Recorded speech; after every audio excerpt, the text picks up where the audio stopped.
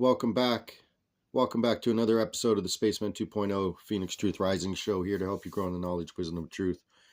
And we're going to go into some more spiritual information today from the creation story, the sacred universe within the incubation of the Phoenix, journal number 21. Now, having said that, we're going to go into spiritual information and make you feel all nice and warm inside. But at the same time, we must know that this war on Gaza has been going on for over 30 years, even over 100 years, 125-year anniversary since 1898, I mean, last year. And that was when Theodor Herzl started Zionist movement. And before that, all the Jews, Palestinians, and Christians and Muslims lived together happily in the land there in Palestine. And after that, with the Balfour Declaration and this push on a Jewish homeland, the design is continuously push. Now, having said that, with the Pale of Settlements, and now basically everything's gone down to be pale for the Gazas, let's look at what was said 30 years ago. So before we get into the spiritual information, let us look backward. In the light of truth and facts, you can see that the U.S. dispatched over 200,000 to 300,000 personnel minimum, for you have no way to imagine how many are in the desert. Hence the Gulf War syndrome back then in Iraq. At least 600 known planes and over 550 warships to the Persian Gulf, not for freedom, but for greed and world control by the elite. It further set the stage for action by Israeli Zionists without directly pointing the finger at their unilateral actions. No one would notice the destruction of the Palestinians while all hell was breaking loose in Iraq. So, could this be another sidestep show and distraction with Lebanon and Syria, as they're going in bombing in places there right now, saying they're going after Hamas and all this stuff? They're hiding underneath a building. One of them is in a tunnel, so you got to blow up the whole hospital and destroy women and children's lives. Anyways, this is just genocide and despicable. So they've been doing this for a long enough time. We need to say, stop the invasion, stop the genocide, stop your evil ways, to the Zionist overlords. Because let us never forget, in 1982, your military and government backed Israel's murderous invasion of Lebanon, in which over 30,000 Palestinians and Lebanese were butchered. And it today supports Israel as it guns down Palestinians fighting for self-determination. This is 30-year-old journal here, 1990, 34 years old, and it's saying the same stuff. The U.S. has installed or propped up dozens of tyrants throughout the region, from the Saudi royal family to the late Shah of Iran, from the King of Hussein of Jordan to Saddam himself. So let us never forget, these journals are chock full of truth. You can send a donation. I'll send one out to you. But this information is so much more important than anything you can read in the newspapers and watch on TV, that I implore you to get one of these journals before it's too late. There's only a limited amount on the planet, and we're lucky to have been graced by Dharma to pen these journals to give us the truth, because this page right here says it all. And I just have to open this book up and you get truth on any page. Some of it is truth that wakes you up like this, and some of it is more spiritual to help you truly connect with your divine self and truth in God and light in Christ. So having said that, let us move on to a more lighted portion of this book. And it doesn't start till page 109, but in that we will find a great understanding of our spiritual heritage. So let us say no more war in the Middle East, no more war in Palestine, no more genocide to these people that have nothing to defend themselves with. And yet we keep giving guns. Now we're going to give our guns to Ukraine. 324 guns are being outlawed in Canada. Shotguns and stuff like that. Like, come on, and we're going to give them to Ukraine. Right. Ukraine has more underground child trafficking and bioweapon labs than anywhere else around the planet. It's right after Khazaria If you look at Khazaria, when they turned to Judaism in 740 AD, these barbarians kept their butchering ways, and they just find other ways to deceive, saying, oh yeah, they're religious, but they're not religious, they're barbarians. No religious person that comes from Khazaria land, which is old Mongolia, Mongoloid, near Kazakhstan area, but basically Genghis Khan and his Huns were forced to take on a religion. And who'd they choose? Judaism. So having said that, I wonder why there's wolves in sheep's clothing in Revelation 2:9 and 3:9 that say, those that say they are Jews but are not, but are of the synagogue of Satan. And they are of their father, the devil. They do his works of iniquity.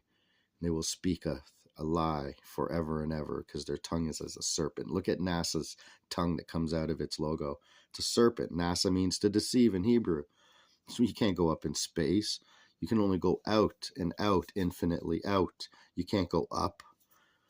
Having said that, let's get on with this beautiful story of creation. Tuesday, November 13th, 1990, 8:12 a.m., year 4, day 89. That's from counting from 1987 from the harmonic convergence number, I believe. And that was August 17th is the new year for the Native Americans. So today's watch. In the service unto truth and wisdom of the word, which is, do I speak in wondrous communion with you, who will place your eyes and ears upon that which is given unto you in this time of passage. I am Hatan of God. Every dawn brings an indication of activities for which the coming day is suited. When you see the wondrous eagle or red tail fly across the face of the rising sun and give out its call to the mate and onto the winds, it is not accidental or without meaning. To the other birds and animals who watch and listen, the lessons are learned, and thus do they gain their impressions of the new gifted day of experience. The eagle's flight is a cue, a message wealthy with meaning in each sound and circle.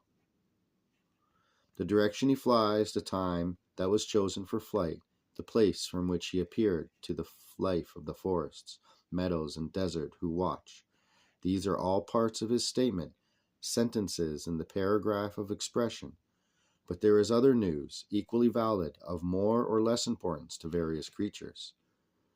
Ah, yes, the birds and animals take careful note. What kind of day is it going to be? Is it a day that you should look for your meal on the hillside? Or might you be better off going up into the pasture? Or could it be a morning to fly to the treetops and sing for a while? Or might it be better to get busy because your time of gathering might be cut short?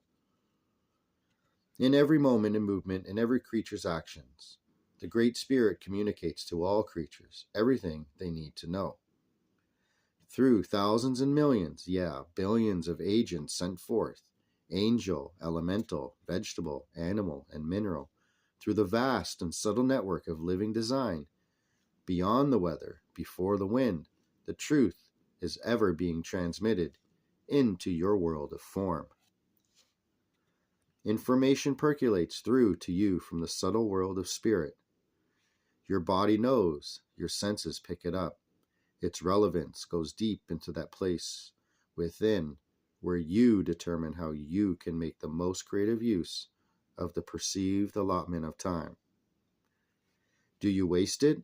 Do you appreciate and value each moment? To understand and recognize the messages, you must first come into communion with self and allow the opening of the senses onto the subtle messages of the universe and onto God, who dwells within and thusly speaks most softly indeed.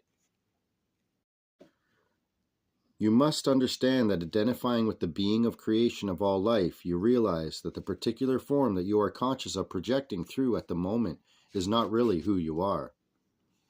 As you begin to see your body as an exquisite exploratory instrument designed for the expression of your spirit, you begin to relax about the whole mysterious circumstance. Your preoccupation with survival begins to fall away, and you can more clearly recognize direction of actions with which to ensure that very survival. The body must not become unimportant, but rather the fundamental identity shift must take place. You are not your body. You are not your thoughts. You are not what you feel, not your role or your experience. You are the spirit actually the spirit of life itself, experiencing upon the elements of a manifested creation. You must learn to delight in the glorious opportunity of incarnation, in manifested physicalness, exploring the realms of matter, blessing the earth and all therein, and thereupon and beyond. But mostly you must communicate that which shares your manifested format. That which is beyond shall come soon enough. So, having said that, let's get on with the next part 2 of creation. The Sacred Universe, the Incubation of the Phoenix, journal number 21. And we'll move on with the next segment right now. The psychological process that triggers this awareness takes place in the present moment. You must be there, Cellas, fully present to experience it. So, with that being said, this is Spaceman 2.0 with the Phoenix Truth Rising show. May these words wake you up and help you grow in the knowledge and wisdom of truth. And see you next time on the next episode. And